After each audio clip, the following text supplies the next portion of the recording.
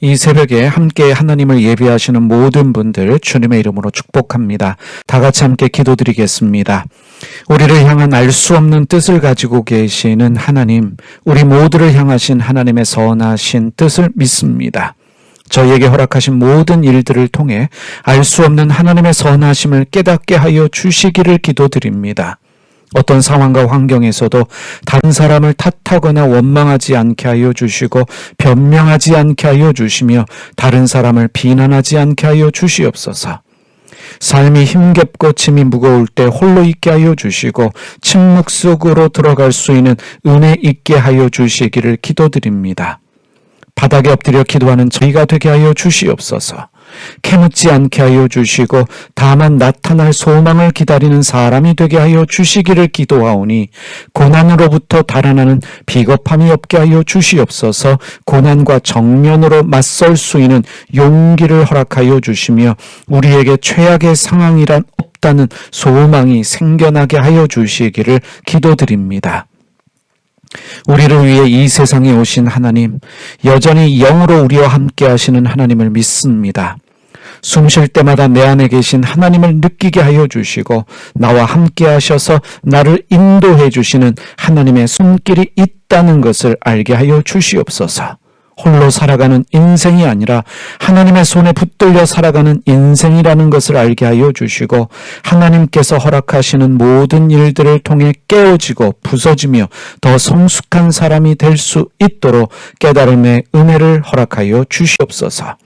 성경을 읽을 때 깨닫게 하여 주시고 사람과의 관계를 통해서도 주님의 뜻을 깨닫게 하여 주시며 실패와 실수를 통해서도 하나님의 섭리를 깨닫는 은혜 있게 하여 주시기를 기도합니다.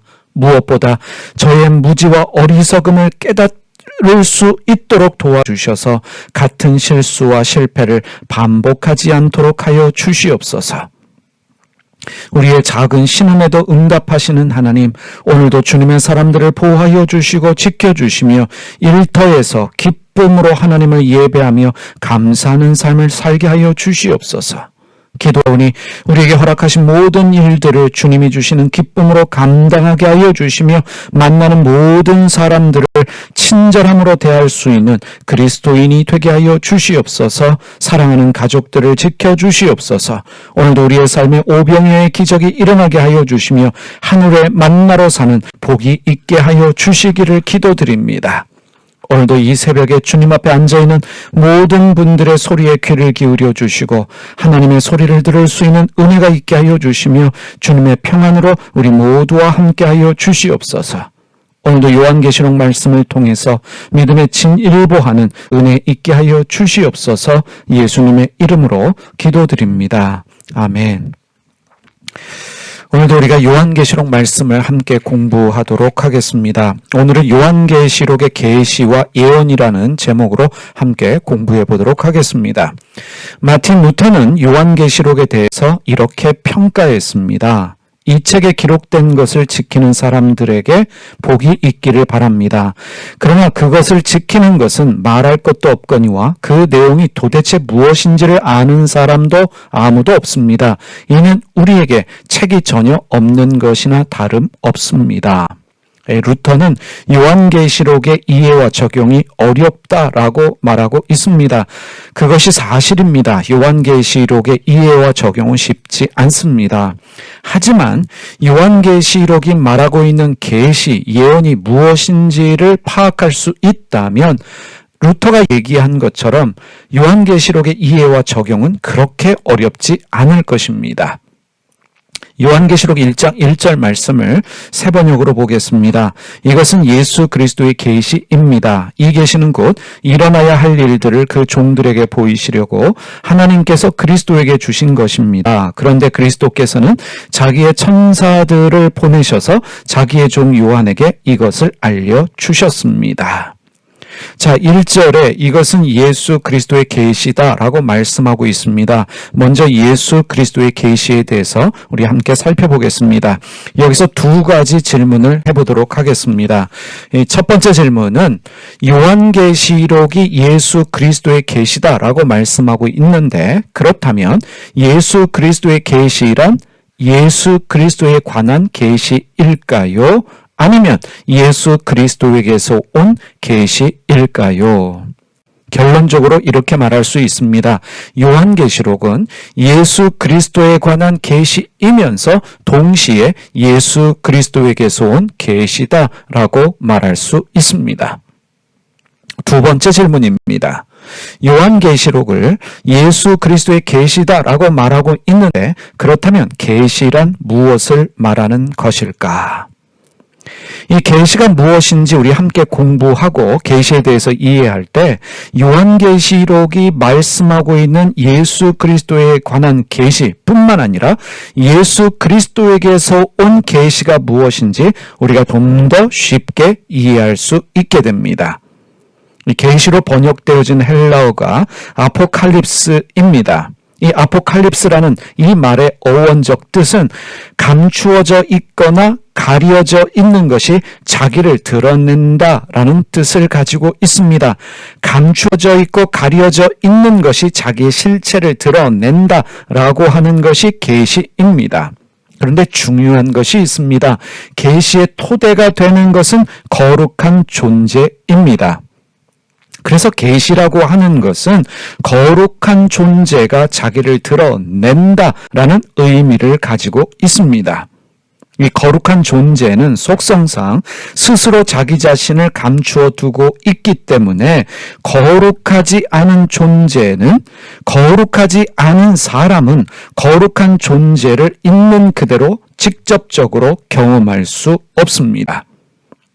거룩한 존재가 어떤 사건 또는 어떤 사건과 관련되어져 있는 사람을 통해서 자기 자신을 보여줄 때 비로소 거룩한 존재를 경험하며 인식할 수 있게 되어집니다.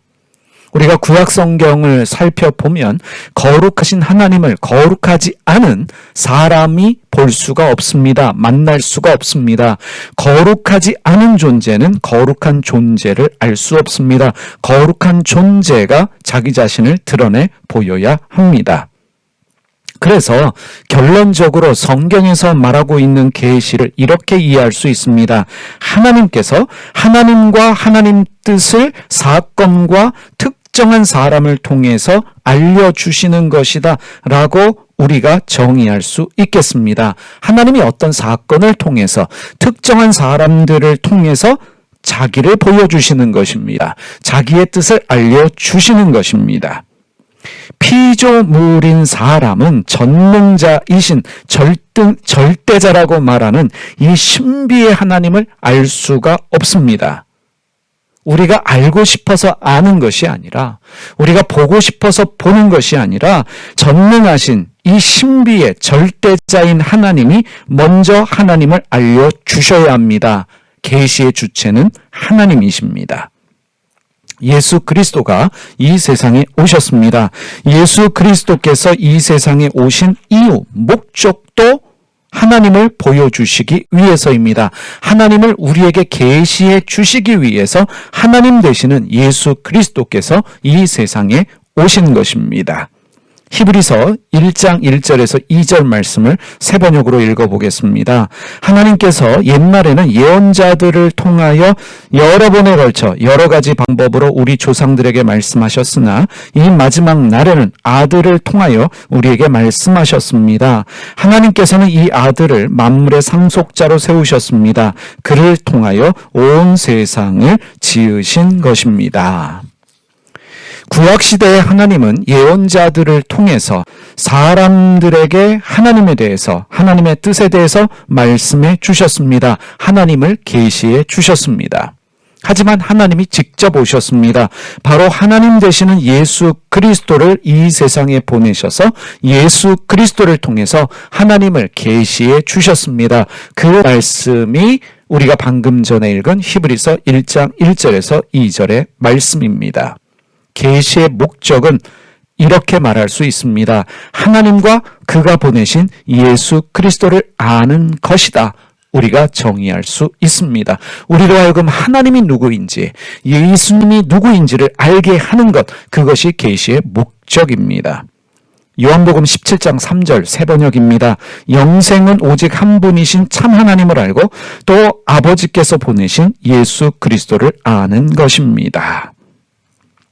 계시를 통해서 하나님과 예수 그리스도를 알아가게 되는 것이 구원이며 영생입니다. 우리에게 성경을 주신 목적도 마찬가지입니다. 성경을 통해서 예수 그리스도의 재림의 때가 언제냐, 그런 재림의 때를 아는 것이 목적이 아니라, 그런 목적으로 우리에게 성경을 주신 것이 아니라 하나님이 누구이신지, 예수 그리스도가 누구이신지를 알게 하시기 위해서 우리에게 성경을 주셨습니다. 바로 그것이 계시입니다. 이번에 두 번째로 일어나야 할 일들을 보이시는 이유에 대해서 함께 살펴보며 공부해 보겠습니다. 다시 한번 요한계시록 1장 1절을 새 번역으로 읽습니다. 이것은 예수 그리스도의 계시입니다.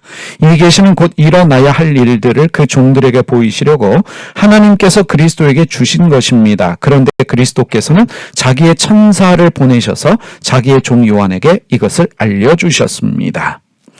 요한계시록의 계시는 곧 일어나야 할 일들에 대한 것으로 하나님께서 예수 그리스도에게 주신 것이고, 그리스도께서는 천사들을 보내셔서 요한에게 알려주신 것입니다. 그리고 요한은 이것을 교회들에게 전해줄 사명을 가지게 되었습니다. 그런데 중요한 것, 바로 요한계시록의 궁극적인 목적은 일어나야 할 일들을 알리는 것이 아니라는 것입니다. 하나님께서 예수 그리스도에게 주신 이 일, 무엇입니까? 곧 일어나야 할 일들을 알리시는 것인데, 이것이 요한계시록의 궁극적인 목적은 아니라는 것입니다. 요한계시록 1장 2절에서 3절 새 번역으로 읽어보겠습니다. 요한은 하나님의 말씀과 예수 그리스도의 증언, 곧 자기가 본 것을 다 증언하였습니다. 이 예언의 말씀을 읽는 사람과 듣는 사람들과 그 안에 기록되어 있는 것을 지키는 사람들은 복이 있습니다. 그때가 가까이 왔기 때문입니다. 요한계시록의 계시는 예언의 말씀입니다. 읽고 듣는 사람들이 기록된 말씀을 지키게 하는 것이 궁극적 목적입니다. 다시 한번 말씀드립니다. 요한계시록은 계시의 말씀으로 이 예언의 말씀을, 계시라고 말하는 이 예언의 말씀을 읽고 듣는 사람들로 하여금 이 기록된 말씀을 지키게 하는 것이 궁극적인 목적이라는 것입니다. 당시 사람들은 모든 사람이 성경을 소유하지 못했습니다. 누군가가 대표로 읽으면 그것을 듣는 방식으로 성경을 읽고 들었습니다. 읽고 듣는 일을 통해서 하나님의 뜻을 깨닫고 행하는 사람이 복이 있다라고 말씀하고 있습니다. 자, 그러면 질문해 보겠습니다. 1절에서 말씀하고 있는 곧 일어나야 할 일들은 누구의 시점에서 곧 일어나야 할 일들입니까? 중요한 질문입니다. 지금 요한계시록에서 곧 일어나야 될 일들이다라고 말씀하고 있는데, 이 일들은 누구의 시점에서 곧 일어나야 될 일들이냐는 것입니다. 요한계시록을 수신하는 사람들은 당시 소아시아 지역의 7교회의 교인들이었습니다. 1차적으로 그들에게 닥치게 될 곧 일어나야 할 일들입니다. 여러분, 요한계시록은요, 21세기를 사는 현재 그리스도인들만을 위해서 기록되지 않았다는 사실입니다. 당시의 사람들에게 말씀하신 것이 우리에게 또 다른 의미를 부여하며 적용을 요구하고 있는 것입니다. 만약에요, 현 시대와 미래주의적 관점으로만 요한계시록을 이해하고 해석한다면 요한계시록은 당시 사람들, 그리고 지금까지 역사에 존재했던 많은 그리스도인들에게는 아무 의미가 없는 계시와 예언이 되어진다는 사실입니다. 그러하기 때문에 당시의 그리스도인들이 요한계시록을 처음으로 받아서 읽었던 사람들이 요한계시록의 말씀을 통해서 듣고 깨닫고 행해야 할 것들이 무엇인가 아는 일이 너무나 중요합니다. 이것이 오늘 요한계시록을 읽고 공부하는 우리에게 주어진 중요한 과제다 말할 수 있습니다. 그래서 우리가 세 번째로 예언에 대하여 살펴볼 필요가 있겠습니다. 요한계시록은 계시이면서 예언의 말씀입니다. 그러면 예언이 무엇인지 함께 공부하면서 이해해 보도록 하겠습니다. 이 부분은 안용성 교수님이 쓴 요한계시록 서사로 읽기를 참고해서 요약 발췌합니다. 이 그리스도인들 사이에서 가장 오해가 되는 단어가 바로 예언이라는 단어입니다. 그래서 예언을 잘못 이해하고 있기 때문에 요한계시록에 대한 그릇된 이해가 생겨납니다. 요한계시록에서 말씀하고 있는 예언뿐만 아니라 성경에서 말하는 예언은 미래의 일에 대한 예고가 전부가 아닙니다. 예를 들어 보겠습니다. 유대인들은 구약 성경을 율법서, 예언서, 성문서 세 분야로 분류를 합니다. 유대인들은 역사 기록조차도 예언서로 분류합니다. 여기에 바로 예언에 대한 이해가 있습니다. 성경에서 말하는 예언이란 하나님의 말씀을 대신 전달하는 것, 바로 대언하는 것입니다. 그래서 구약의 예언자들은 여러 가지 방식으로 하나님의 말씀을 대언하는데 시간상으로 과거, 현재, 미래가 다 포함됩니다. 과거의 일을 회상하기도 하고 현재 일에 대한 하나님의 뜻을 알려주기도 하면서 미래의 심판 또는 구원을 예고하기도 합니다. 그래서 역사서도 예언서로 분류합니다. 그러나 중요한 것이 있습니다. 예언의 초점은 현재의 삶을 변화시키는 것입니다. 오늘 나의 삶이 변화되는 것, 오늘 우리 공동체의 삶이 변화되는 것, 그것이 바로 예언의 핵심입니다. 회개하고 하나님께 돌아오라라고 하는 것이 예언의 중심 메시지라는 것을 우리가 기억할 필요가 있겠습니다. 니느웨의 멸망을 예언한 요나가 대표적입니다. 요나의 예언 핵심은 니느웨 멸망에 관한 것이 아니라 그들의 죄악으로 멸망하기 전에 회개하라는 것이었습니다. 예언의 목적은 오늘의 삶을 변화시키는 데 있습니다. 바로 이런 관점에서 우리가 요한계시록을 읽고 이해하고 적용해야 됩니다. 요한계시록은 종말의 환상을 담고 있지만 요한계시록 예언의 목적은 바로 이 종말의 환상들을 통해서 오늘을 살아가는 그리스도인들의 삶을 변화시키는 것입니다. 요나의 선포와 마찬가지로 종말의 심판이 멀지 않았으니 회개하고 믿음을 지키라, 바로 이것이 요한계시록이 기록되어진 목적입니다. 예언서로서 요한계시록의 기록 목적이 잘 나타나고 있는 부분이 바로 7교회에 보내는 편지들입니다.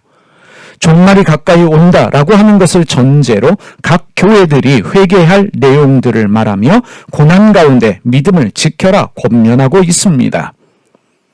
7교회에 보내는 메시지가 종말 환상 이야기 앞에 놓여 있다는 사실에 우리가 주목해야 합니다. 요한계시록을 통해서 우리는 종말에 대한 두려움이 아니라 오늘 나는 어떻게 살아가야 할 것인지에 대한 깨달음, 이해와 적용이 있어야 합니다.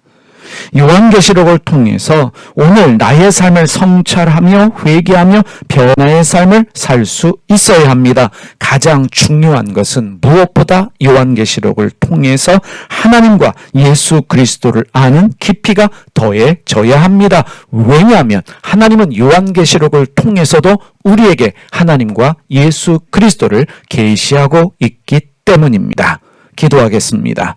하나님 아버지, 우리가 요한계시록을 통해서 오늘 우리의 삶을 돌아보게 하시고 반성하게 하시고 회개하게 하여 주시옵소서. 하나님, 간절히 기도하오니 요한계시록 말씀을 통해서 예수 그리스도를 더 알아가는 일들이, 하나님을 더 알아가는 일들이 우리 삶에 있게 하여 주시기를 기도드립니다. 주님, 오늘의 일상에도 간섭하여 주시고 일상에 함께 하셔서 보호하시며 은혜로 충만케 하여 주셔서 오늘도 순간순간 하나님 기억하며 찬양하는 날이 되게 하여 주시옵소서. 예수님의 이름으로 기도드립니다. 아멘. 주기도문으로 예배 마치겠습니다. 하늘에 계신 우리 아버지, 아버지의 이름을 거룩하게 하시며 아버지의 나라가 오게 하시며 아버지의 뜻이 하늘에서와 같이 땅에서도 이루어지게 하소서. 오늘 우리에게 일용할 양식을 주시고 우리가 우리에게 잘못한 사람을 용서하여 준 것 같이 우리 죄를 용서하여 주시고 우리를 시험에 빠지지 않게 하시고 악에서 구하소서. 나라와 권능과 영광이 영원히 아버지의 것입니다. 아멘.